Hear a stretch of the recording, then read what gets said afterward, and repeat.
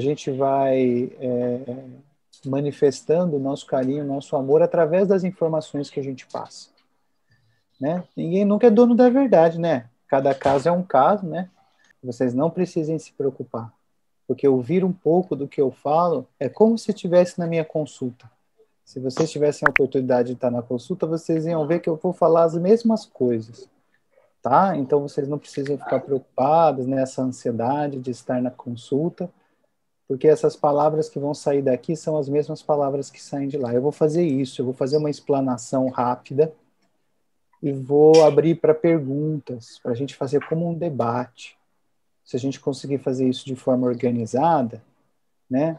Tem que tomar cuidado para a gente não soltar muito a nossa angústia. A gente tem que fazer perguntas pontuais, porque aí eu consigo explicar mais, tá? Então vocês falam, trazem um ponto, aí eu explico, trazem outro ponto e eu explico. E vocês conseguem aproveitar mais esse horário. Se não der para falar tudo nesse horário, não fiquem ansiosas. A gente marca outro dia, a gente conversa mais um pouco, tá bom? Meu trabalho aqui é tentar ajudar. E vão ter coisas que são mais complicadas do que outras. Tem coisas que são mais vão resolver mais rápido, tem coisas que vão demorar mais. O que importa é que o que eu vou falar aqui, gente, vai ajudar todo mundo. Até quem não tem autismo. Até a gente. Que vocês percebem o quanto vocês todas estão com carinha de cansadinha, né? Tá olheira, né? Tá cansada. Quem puder aparecer, para mim ajuda, tá?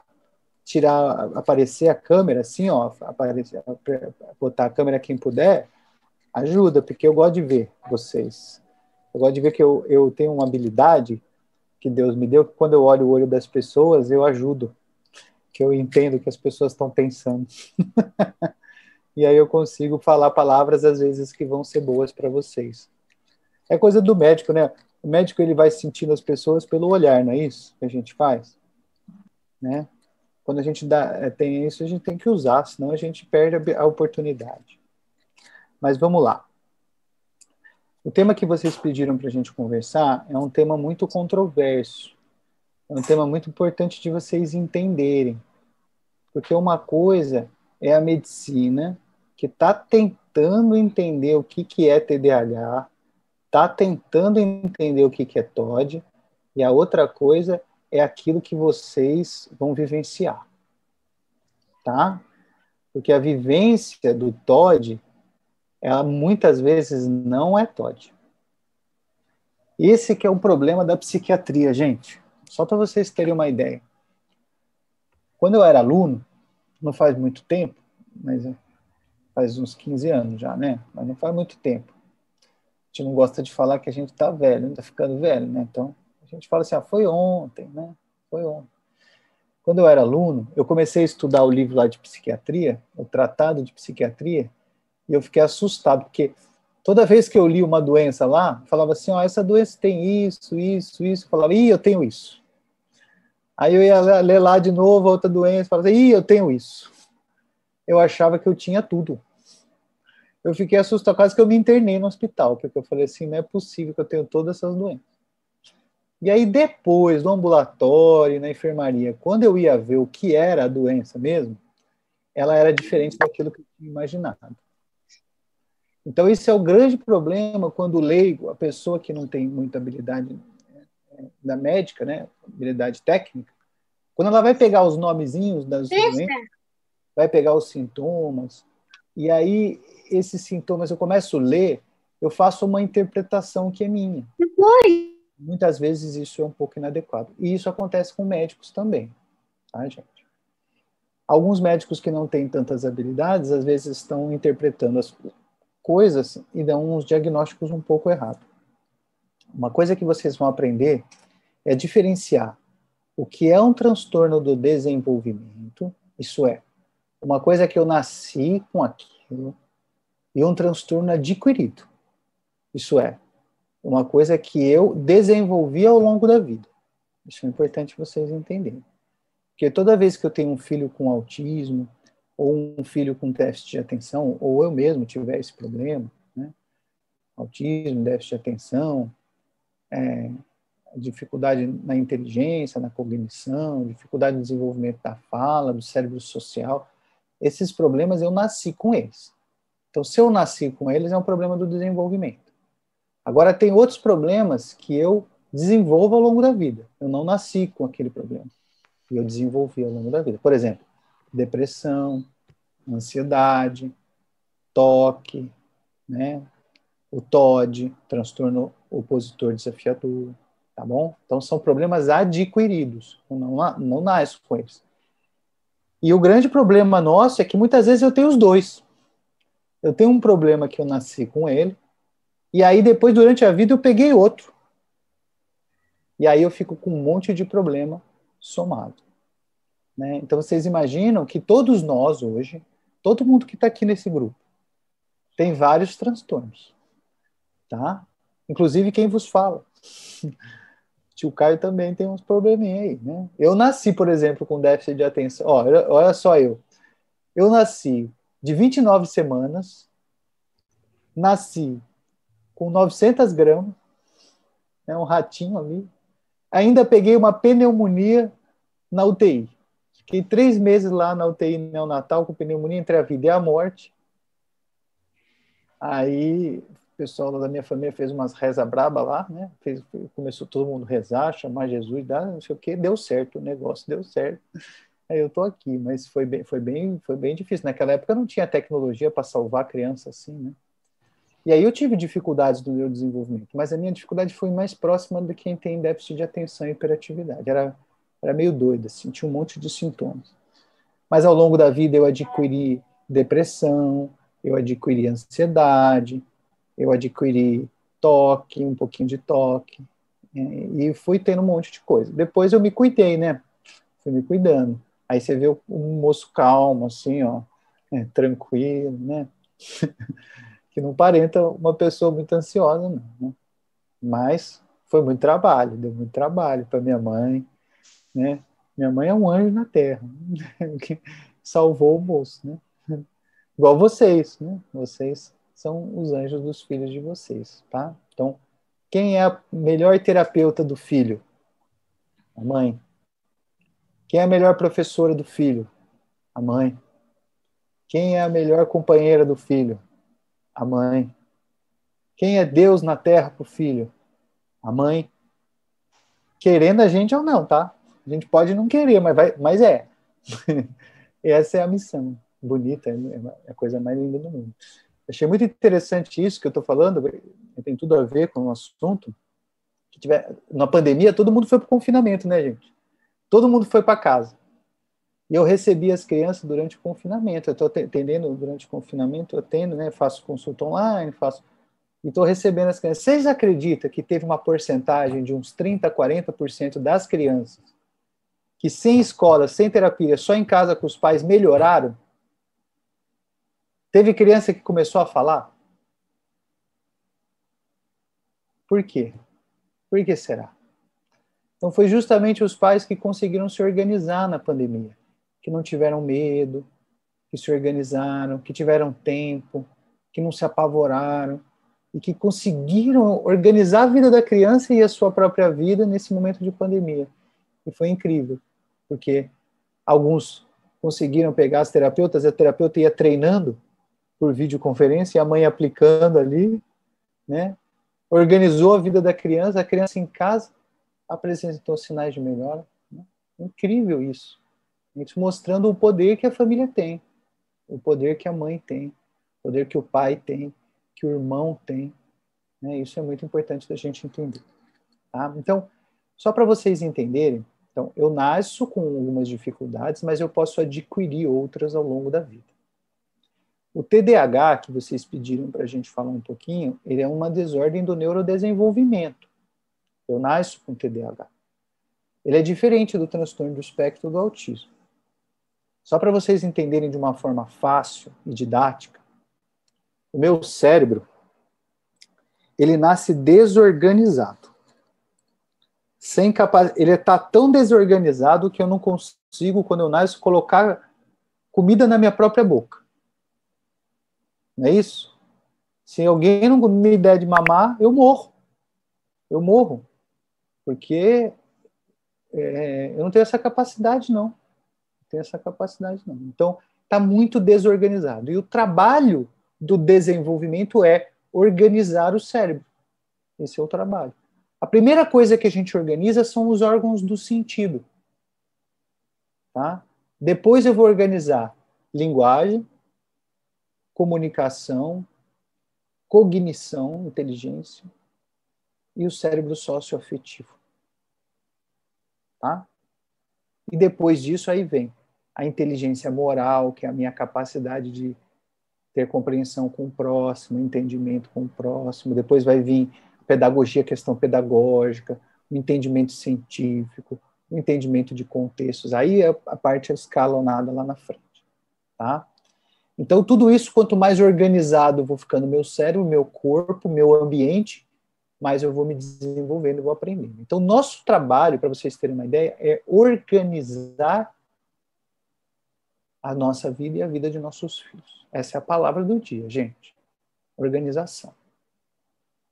Tá? Então, a gente começa com 4 organizações que eu pus para vocês, lembra? Organizar o ciclo sono-vigília, depois organizar as atividades de higiene, autocuidado e alimentação, depois as atividades funcionais e depois o lazer. Eu não vou parar nisso porque a gente já falou sobre isso. Então, é isso que nós precisamos organizar. Na nossa vida, como nós somos o ambiente dos nossos filhos, a nossa casa é o ambiente dos nossos filhos, nós temos que organizar esse sistema. Porque esse sistema é o sistema que vai chegar nos órgãos dos sentidos dos nossos filhos e vai organizá-los. O que acontece com uma criança com espectro do autismo? Ela nasce com um cérebro super excitado e aí ele tem mais dificuldade de se organizar, porque ele tem uma excitação muito grande. Então eu tenho um sistema GABA e um sistema de glutamina e glutamato fazendo esse equilíbrio. E o que acontece é que eu vou ter muito glutamina e glutamato e pouco GABA. Tá? E aí o que acontece? Eu fico com o cérebro muito excitado. Quem é o organizador do cérebro? O lobo frontal.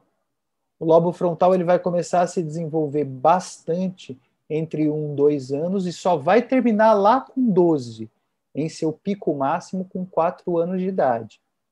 Tá? Então o que acontece é que para quem tem o espectro do autismo, eu vou ter que ter um super frontal. Um frontal que vai ter que se desenvolver muito para dar conta de organizar o cérebro que está mais excitado. Tá? E para eu dar finalidade para esse frontal, eu vou precisar organizar primeiramente a senso-percepção e a motricidade. Por isso que a gente começa sempre com os cuidados com integração sensorial, musicoterapia e psicomotricidade. Tá? Sei que a gente fica muito focado na terapia comportamental, que é o ABA, que é essas terapias, mas isso daí não é o mais importante no início, principalmente quando a criança não está falando.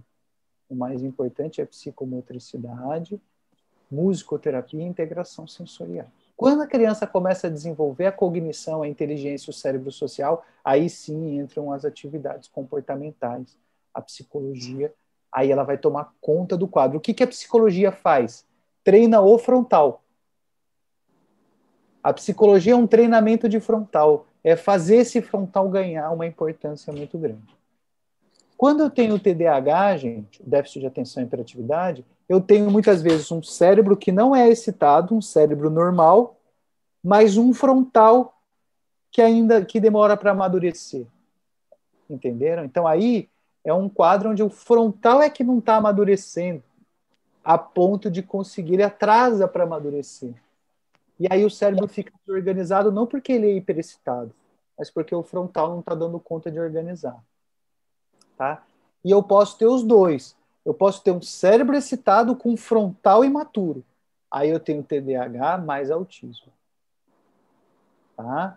Só que, como o frontal só começa a desenvolver com 2 e ele vai terminar lá com 12, eu só consigo dar diagnóstico de TDAH entre 5 e 7 anos. Porque até 5, 7 anos, todo o frontal é imaturo. Por isso que eu não posso dizer que uma criança de 3 anos de idade tem TDAH. Tá? Isso apesar de às vezes eu ver agitação e impulsividade, eu posso com 4 anos esse frontal assumir esse corpo, organizar esse cérebro e conseguir fazer com que ele funcione. E aí eu não vou ter mais TDAH. Então, TDAH é quando com 5 para 7 anos, esse frontal não assume, ele começa a demorar. Geralmente ele vai começar a assumir lá nos 9 anos. Você vê aquela criança mais agitada, eu já dou o diagnóstico de TDAH, às vezes eu falo para a mãe assim que eu já vejo que o frontal está assumindo, todo mundo acha que eu sou meio oráculo, né? O pessoal fala, esse médico é meio doido, né? Porque ele fala que vai acontecer as coisas, ele fala, parece que é milagroso, né? Não tem nada de milagre, é porque a gente sabe as coisas. Eu vejo assim, ó, com 9 anos seu filho vai ficar bem. Fica tranquila que vai diminuir lá. Aí a pessoa olha assim para mim e fala assim, né? Tá meio maluco, né? Aí chega com 9 anos, o senhor disse que ia melhorar, com 9 anos melhorou, né? Aí o pessoal já acha que é coisa espiritual, que é coisa de não sei o quê. Não é não, gente. Isso aí é natural. O frontal ele tem vários momentos que ele desenvolve. Ou é entre os 5 e os 7, ou é entre os 8 e os 9, ou é entre 10, 11 e 12 anos. Tá? Ele, uma hora ele vai assumir esse controle. Qual que é o problema do TDAH, então? O problema é eu estar com o cérebro desorganizado até 12 anos de idade. Porque com ele desorganizado eu não consigo aprender igual, né? Por isso que a gente dá aquela Ritalina. O que é a Ritalina? É um estimulante. Um estimulante. E aí o estimulante excita o frontal começa a funcionar melhor, e aí ele organiza o cérebro. Pronto. Só que se eu der um estimulante para o autista que está com o cérebro excitado, o que eu vou fazer? Eu vou piorar o quadro. Por isso que muita gente dá Ritalina para o filho e o filho sai quicando. Tá? Por quê? Porque o cérebro da criança já está excitada, ela não tem TDAH, ela tem autismo. Ou ela tem TDAH com autismo. E aí eu excito, porque quando você toma um medicamento, você não está excitando só o frontal, você está excitando o cérebro inteiro. E aí, algumas vezes, eu pioro o quadro. Né? Aí eu tenho que dar, por exemplo, às vezes, quando eu tenho TDAH e autismo, eu tenho que dar primeiro o remédio que bloqueia a excitação, né? Que é a risperidona, esse que todas as mães têm medo, né? A risperidona é o demônio, né? Vocês já souberam disso, né? Conhece a risperidona? É o demônio. Ela anda assim com o capeta lá, né? Porque todo mundo fala mal da risperidona, né? Chega no meu consultório, a hora que eu falo que eu vou dar risperidona para alguém, o pessoal ah, não, doutor. Risperidona não, que isso, pelo amor de Deus, vai matar meu filho. E é o céu, né? Para quando a gente indica direito e dá certo, salva muitas vidas, tá, gente? A risperidona tem que ser, não pode ser vista dessa forma. É um medicamento, como qualquer outro. O medicamento pode dar efeitos colaterais, mas achar que ele tomar bastante tempo faz mal não é uma verdade. Tá? Tanto que os trabalhos que estão saindo com gente que toma há 40 anos mostra que a risperidona aumenta a expectativa de vida em 15 anos. Tá? Então a pessoa vive mais, quem toma risperidona, quem precisa, né? Lógico. Por quê? Porque a toxicidade de eu ter um cérebro mais excitado é pior. Tá? A gente já vai liberar, Cris, para vocês falar, tá? Eu vou abrir para perguntas daqui a pouco, já vou liberar. Eu estou só criando os conceitos base para vocês poderem fazer o debate. Então, o que acontece, gente? O TDAH, ele é um movimento, tá? De imaturidade do cérebro frontal. E o que acontece que vocês precisam entender, presta bastante atenção nesse termo, é que o TDAH, isso é uma novidade da ciência. Isso é de 2017, 2018, 2019. Tá? Não vai falar isso com os médicos de vocês, que eles não vão saber. Porque é muito novo isso na ciência, a gente nem definiu isso direito, tá? Mas dá para adquirir TDAH. Por exemplo, aí, metade de vocês está com TDAH adquirido. Tá? O cansaço gera TDAH. É isso que a ciência conseguiu provar. Principalmente o excesso de exposição a telas. Ficar muito tempo no celular, na televisão, no computador, no iPad, desgasta o frontal. E aí um frontal que funcionava bem passa a não funcionar bem ao longo da vida por conta de estresse oxidativo. Já ouviram falar em burnout, né? Burnout, aquela síndrome onde você entra em depressão, fica mal de excesso de trabalho, excesso de desgaste. O começo do burnout é um TDAH adquirido.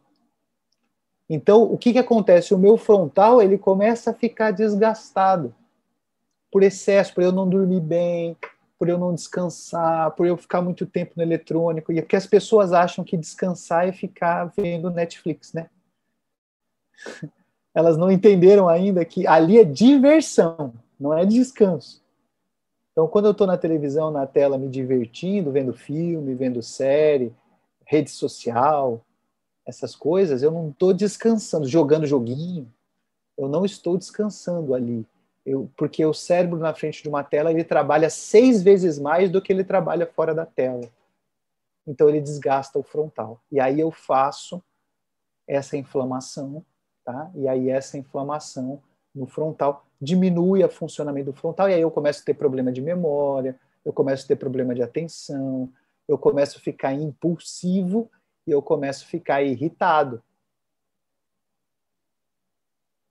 Conseguiram entender? Ó, vou falar de novo. Eu começo a ficar impulsivo, eu começo a ter problema de memória, eu começo a ficar agitado e eu começo a ficar irritado. Isso é critério de quê? Muito bem. Ele falou direitinho. Critério de Todd. Não é isso? Então, o adolescente que está inflamado,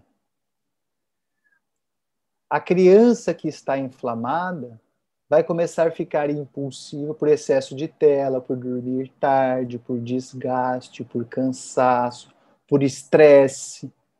Vai começar a inflamar o cérebro e o frontal dela começa a parar de diminuir, ela vai ficar agitada, impulsiva, não vai deixar você falar, vai ficar inflexível e vai ficar irritada. E a gente está chamando isso de TOD. Presta bastante atenção nisso, gente. Olha todo mundo para mim agora. Isso não é TOD. Isso não é TOD. Isso é depressão. Chama depressão de humor irritável, depressão atípica, que na criança é a depressão típica. Então, o que vocês estão aprendendo aqui agora? Que a maior parte das crianças que estão sendo diagnosticadas como transtorno opositor desafiador não são opositoras e não estão desafiando vocês. Elas estão deprimidas por excesso de estresse e por excesso de telas. Olha a diferença. Por quê? Porque quando eu estou com TOD, eu vou colocar terapia comportamental em que eu tenho que mandar, eu tenho que sobressair. E aí o que acontece quando eu faço isso? A criança piora, porque ela não está com TOD. E eu vou te dizer o que é TOD. TOD é uma criança que faz oposição e desafio porque ela está... É raríssimo esse diagnóstico. Tá? Para você ter uma ideia, eu tenho 15 anos de formado, eu só dei 3 vezes diagnóstico de TOD. É bem raro. Porque a criança com TOD é uma criança revoltada com o mundo. É uma criança que não tem pai, que não tem mãe. É uma criança que ela não teve amor, ela não teve carinho. Ela não teve... A família é uma família muito desagregada, muito desorganizada. É aquela família que o pai é traficante, que a mãe é prostituta, que ninguém funciona, que ninguém aparece para aquela criança. Então ela tem uma revolta interna e aí ela se opõe ao mundo. Ela nunca vai ser uma pessoa que vai falar sim. Ela odeia o mundo porque ela nunca conheceu o amor. Isso é TOD. Ela vai virar um transtorno de conduta e lá na frente vai virar um sociopata. Isso não é o que está acontecendo na casa de vocês. Por mais que vocês não estejam bem, às vezes não está deprimida, não consegue dar toda a atenção para o filho, tal, ele conhece o amor de vocês de longe, e muitas vezes ele está deprimido, ou ele está se opondo, porque ele quer carinho, porque ele está pedindo ajuda, porque ele está em depressão, porque ele está desesperado, e a fonte, o remédio da depressão, vocês não são a causa disso, vocês são a solução para isso. Vou repetir, vocês são a solução. A presença, o amor, o carinho, o tempo que vocês despendem com o filho de vocês é que vai resolver isso. E algumas vezes precisa entrar com medicação antidepressiva, porque se é depressão, precisa tratar a depressão. Então, precisa diminuir o tempo de telas para quase zero, 1 hora por dia de dia, 2 horas por dia. Só que não é colocar a tela sem o adulto do lado. Essa é a regra que vocês vão aprender hoje. Então, telas é entretenimento, televisão, 3 metros de distância só de dia, no máximo 1 hora por dia, crianças acima de 9 anos até 2 horas por dia. Não pode passar disso. Computador e tablet, atividades funcionais, atividades acadêmicas, de trabalho, de pesquisa. E o celular, aparelho de comunicação e máquina fotográfica. Eu tenho que treinar eu a usar os aparelhos dessa forma e os meus filhos a usarem dessa forma. E essa é a forma correta de se usar. Os conteúdos têm que ser controlados pelos adultos, isso é, criança nenhuma pode ver tela sozinha. Por quê? Porque a internet é uma terra sem lei. Porque os desenhos hoje não ensinam coisas boas. Ensina que o bem mata o mal, briga com o mal, guerreia com o mal. E não é isso que vocês querem ensinar para os filhos de vocês. Então vocês têm que colocar o conteúdo de diversão, é aquele conteúdo que tem atividades afetivas de relacionamento.